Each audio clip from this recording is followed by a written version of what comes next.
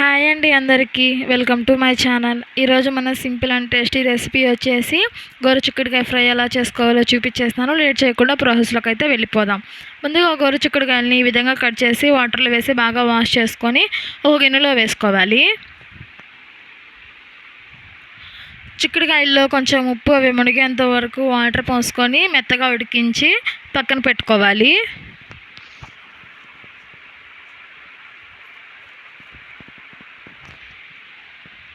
Stove on చేసి బాండీ పెట్టుకొని పోపుకి సరిపడా ఆయిల్ వేసుకొని ఆవాలు, జీలకర్ర, పచ్చిశనగపప్పు, ఎండుమిర్చి, కచ్చాపచ్చాగా దంచుకున్న వెల్లుల్లి వేసుకోవాలి. ముందు ఉడికించి పెట్టుకున్న చిక్కుడుకాయలను కూడా వేసి చిటికెడు పసుపు వేసుకొని బాగా ఫ్రై చేసుకోవాలి. ఇప్పుడు కారం ఎలా ప్రిపేర్ చేసుకోవాలో చూసేద్దాం. ఒక మిక్సీ జార్ తీసుకొని వెండి కొబ్బరి ముక్కలు, వెల్లుల్లి రెమ్మలు, జీలకర్ర, శనగలు, కొంతగా ఉప్పు, ఎండుమిర్చి వేసుకొని బాగా గ్రైండ్ చేసుకొని పౌడర్ పక్కన పెట్టుకోవాలి.